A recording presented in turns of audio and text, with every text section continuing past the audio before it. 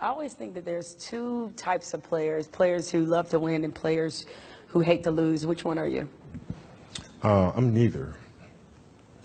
Meaning? I'm neither. Meaning that, I play to figure things out. I play to learn something, right? Because I think if you play with a fear of failure, or you play with the will to win, or that supersedes the fear of failure, I think it's a weakness either way, right? Because if you play with the fear of failing, you'll have the pressure on yourself to play, to capitulate to that fear. If you play with the sense of I want to win, then you have the fear of what happens if you don't. But if you find common ground in the middle, in the center, then it doesn't matter. You're unfazed by either, right? And that enables you to really just stay in the moment, stay connected to it, and not feel anything other than what's in front of you. So, I try to just be dead center. So a lot of people in general are afraid of failure. How did you become one of those people who doesn't seem to be afraid of failing? It doesn't exist. It's not existent. What the hell does that mean? Seriously, what does failure mean? It doesn't exist. It's a figment of your imagination. What does it mean? You're pulling a Jedi mind trick on me I'm right now. I was like, serious. does it exist? No, I'm serious. Look, I'm trying to think, how can I explain it? So, let's use happy endings, right? And then we can relate this to failure, why it's not existent. Everybody talks about, everybody wants a happy ending, right? Now let's go to the reality of it, right? Let's look at a fairy tale story. Let's look at Snow White. Mm-hmm. She gets a happy ending. She finds Prince, and whatever, she goes on. She lives happily ever after.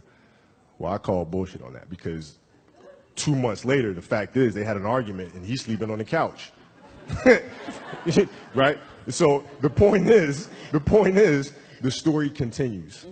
The story continues. So if you fail on Monday, the only way it's a failure on Monday is if you decide to not progress from that, right? So to me, that's why failure is not existent. Because, if I fail today, okay, I'm going to learn something from that failure, and I'm going to try again on Tuesday. And I fail, and I'm going to try again on Wednesday. So it doesn't exist. You know what? Should my ratings go in the tank? That's exactly what I'm going to say to the bosses. Hey, it doesn't exist. Yeah, but you know what? We should try it again on Thursday. If your ratings go in the tank, and which they won't, but if they did, you had learned a valuable lesson. You had learned a bunch of ways of how not to make a show that sucks. So then the next one will be better than the last one, right? So are you telling me then, let's just say all the career statistics that you've compiled, they all still exist, you still play for the Lakers, and all of that still happens. If you finished your career without a championship, you would not have looked at that as a failure? No, I would have looked at it as being extremely disappointed, because I had a dream and I had goals that I wanted to accomplish, right?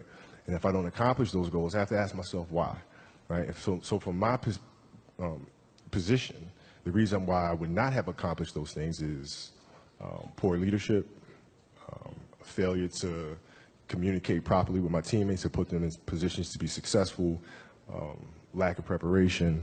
All those things would be reasons why I don't win, right? So now, if that was the case, in my career, I have to sit and I have to analyze that. And then as I move and I evolve, post basketball into business or whatever, those same weaknesses are going to reveal themselves there, right? So if I don't learn from that, I'm going to struggle here too, right? So I can take those situations and learn from those and have them,